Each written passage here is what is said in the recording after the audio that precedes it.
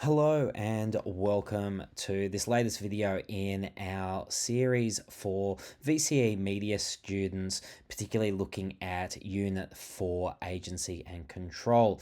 This video series has had a particular focus on regulation case studies, examples where regulation in Australia has been challenged, or we can point out problems or issues with how it currently runs.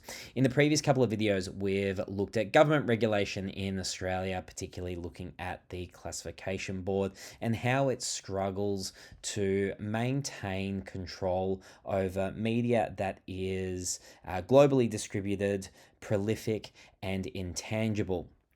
And separately, we've looked at the problems with self-regulation, particularly on the social media platform X, and how with its reduced workforce, it struggles to maintain control over all reportable instances and content that would have previously been reported and removed.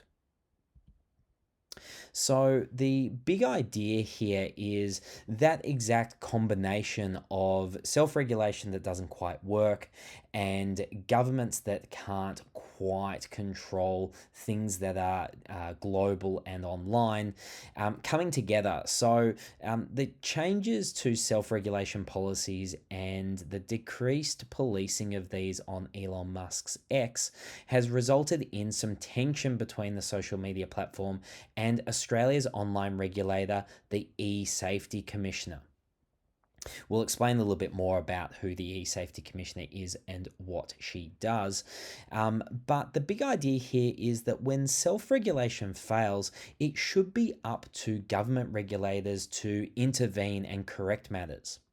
However, this is a problem when national governments can't overstep their local jurisdictions when taking on global institutions. And so here we have an international company that makes its own rules and the local government trying to enforce its rules on that company. And as we'll see with this example, it just doesn't work.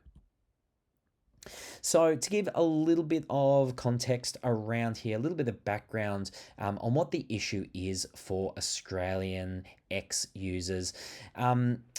When Elon Musk took over what is formerly known as Twitter in the late stages of 2022, he significantly decreased its workforce of moderators by an estimated 80% and chose to focus mainly on issues like doxing and impersonation as a quote unquote safety issue. But by doing that, X has allowed other harmful content to thrive on the platform. As some evidence of this, research by the UK-based Centre for Countering Digital Hate showed that there was an increase in racist hate speech on the X platform. It in fact tripled since Musk's takeover between 2022 and halfway through 2023. Furthermore, the Anti-Defamation League also found that anti-Semitic posts referring to Jews or Judaism soared more than 61% just 2 weeks after Musk took over the platform. Now, while these studies have produced this data, obviously this space is constantly changing, and X has reported that those numbers have decreased and that their safety measures have made it a safer platform. However, many of Elon Musk's critics do point to this kind of evidence as a suggestion that the X platform is no longer safe for all users. In one particular embarrassing kind of moment that sums this up, Elon Musk famously welcomed back a number of famous and not so famous Twitter users who were previously kicked off the platform for hate speech or remarks that were deemed inappropriate. And so Musk welcomed back Kanye West to the platform. After he himself had been suspended due to some anti Semitic remarks. And so, within hours of his return to X, Kanye posted images of a swastika, and X rebanned him once again on the same day. Later on, his account was yet again reactivated. So we can see from this example, not that this is the main case study that we are looking at the moment, but it just kind of shows the wild west that is Elon Musk's X platform, where rules that were previously enforced, they sort of took them back, and then when repeat offenders did the exact same thing, they were forced to suspend counts once again. And there's sort of this constant flip-flopping and a little bit of confusion as to what can and cannot be posted on that platform. And that's one of the explanations for the increase visibility of hate speech on X. Again, this is a bit of a side note and not necessarily the full case study, but as an example of the impact that these changes to a poorly regulated X, I probably should change that heading away from unregulated. That's not exactly accurate. It's that it's poorly policed. In August 2023, the ABC, so Australia's national broadcaster, who we've previously looked at in media as having an obligation to inform, entertain, and educate all Australians, reach as many Australians as possible, announced in August 2023 that it would be closing all but 4 of its Twitter or X accounts. At the time, ABC chairperson David Anderson said that the closure of popular accounts such as Q&A, News Breakfast, and ABC Politics limited the amount of, quote, toxic interactions which had grown more prevalent under Musk's management of X. And by no longer being on the platform, it made engagement with these shows more positive. So this was a big move for the ABC, where accounts like the Q&A account had 400,000 followers, and instead they completely abandoned those 400,000 Australians and I guess others from worldwide, those 400,000 audience members, in order to find them on what was deemed safer platforms such as Facebook. But now we kind of get to the core of this example and providing a little bit of background. So we know some background about X and Elon Musk's use of it. Now a little bit of background on the eSafety Commission and its commissioner, Julie Inman-Grant, who incidentally was herself a former Twitter executive. But as the Commissioner of eSafety Australia, Inman-Grant is in charge of Australia's government regulation authority for online safety issues. So if the classification board overlooks all films, DVD sales, and video game sales, the eSafety Commissioner is supposed to oversee all online safety issues in Australia. So no small job.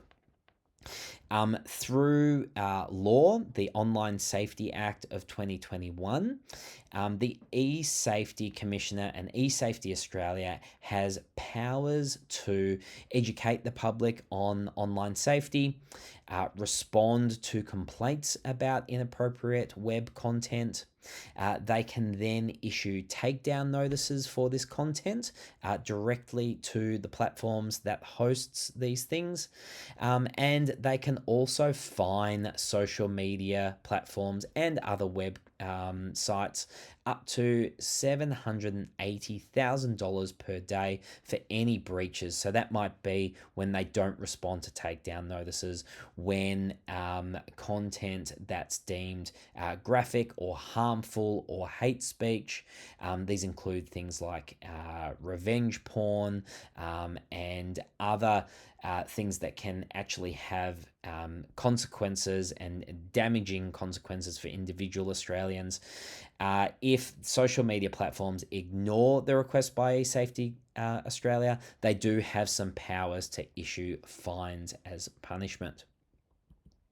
So, to get into this exact case where we have Elon Musk's X and Imran Grant's eSafety Australia, what happened was Julie Imran Grant quite quickly expressed some concerns about Elon Musk's takeover and treatment of Twitter, especially with the rumored firing of 80,000 employees, by its closure of all Australian offices. Imran Grant said that X's changed self-regulation policies created a, quote, perfect storm for safety to be diminished in Australia. And so, after some attempt at conversations with employees of X, of course, made a lot harder by the fact that there were no longer Australian employees of X, in October 2023, Julie Imran Grant fined X $6,010,000 after the social network failed to answer questions about what it was doing to regulate the increase in hate speech, as well as an increase in child sex abuse material on the platform. So this was after months of questioning, and while Twitter was responding to these questions, they weren't responding in a way that satisfied the eSafety Commission. And so this fine was actually the first penalty issued under the Online Safety Act. So if we think about all of the dodgy things that you may or may not have stumbled across online, it's a little bit surprising that it took the eSafety Commission 2 years to issue out their very first fine.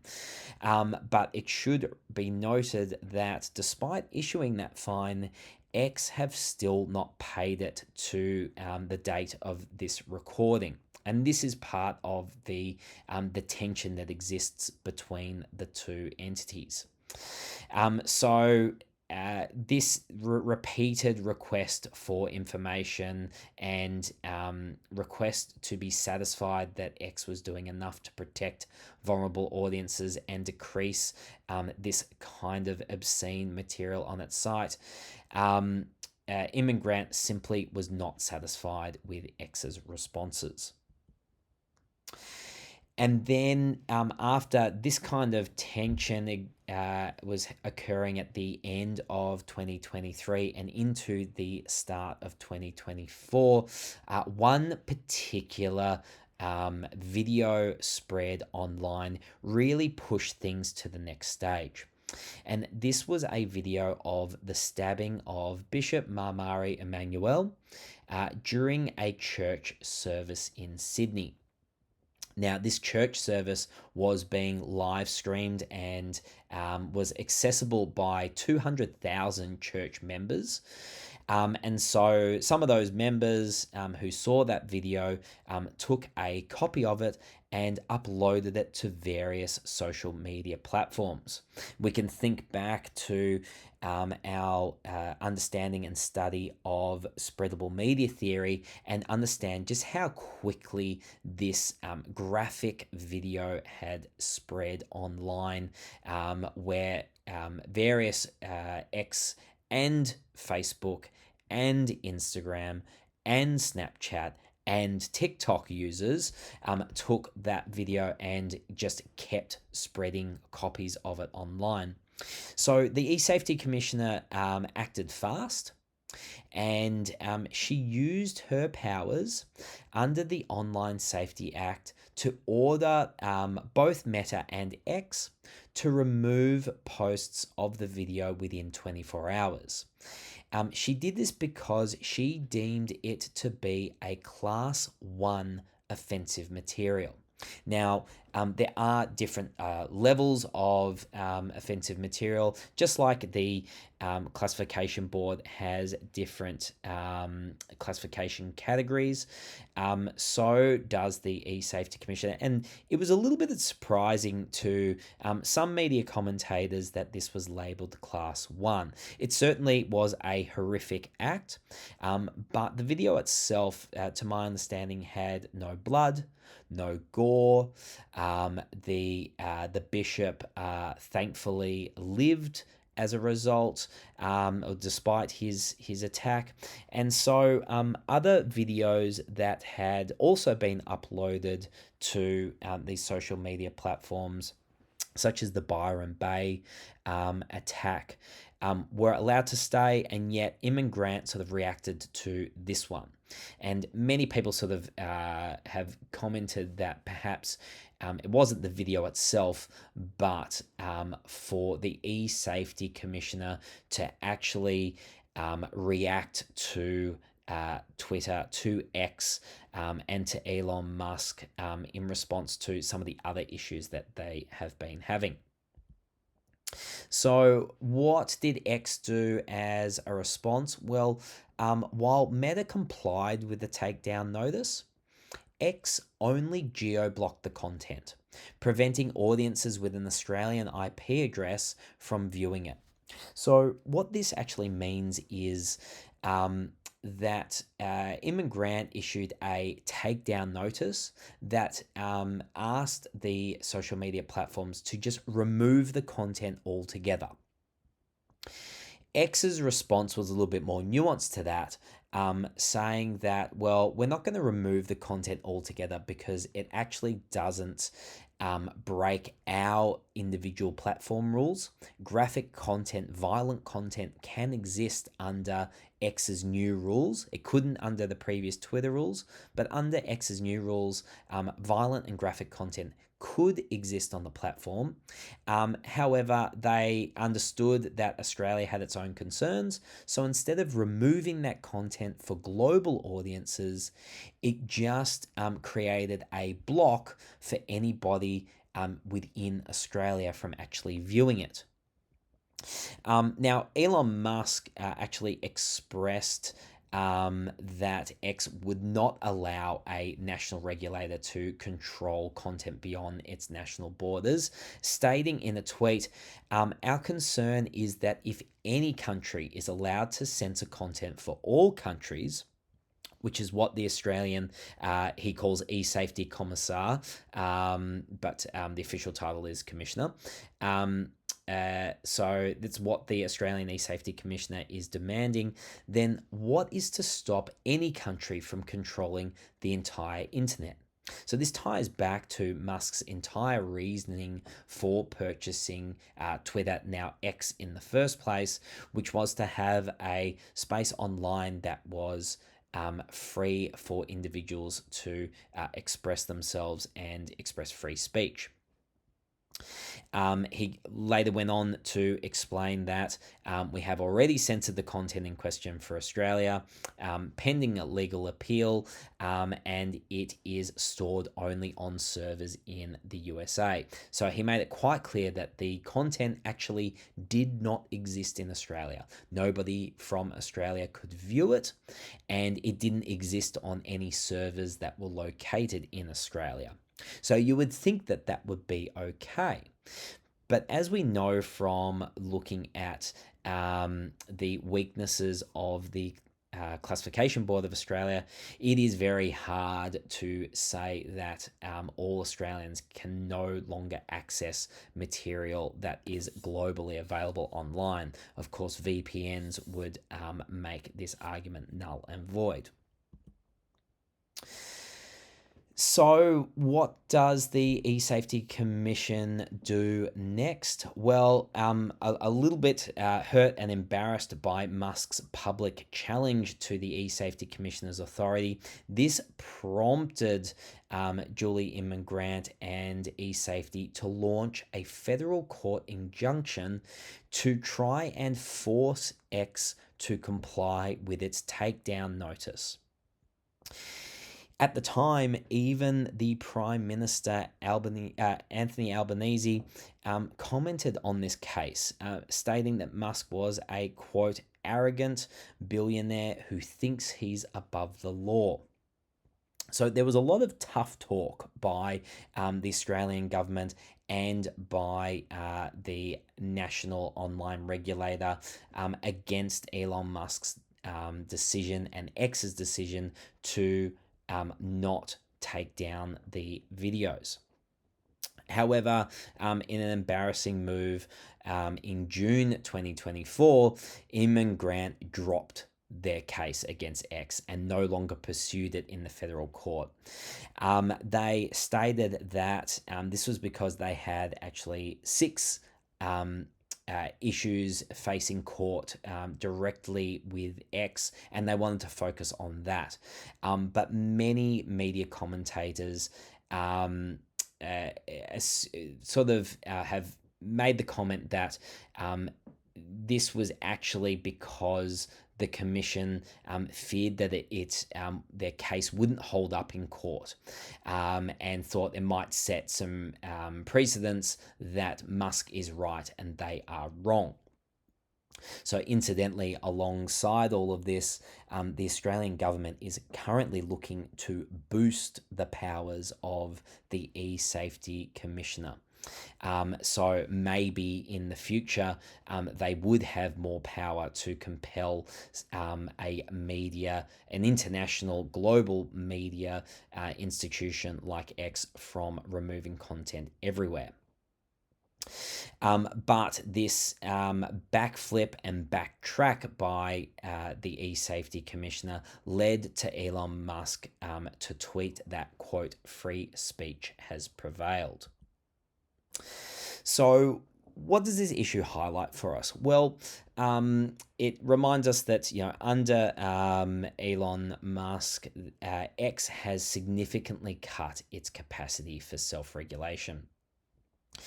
This has resulted in an impactful increase in hate speech and violent content on that platform, as reported by some independent parties quoted before.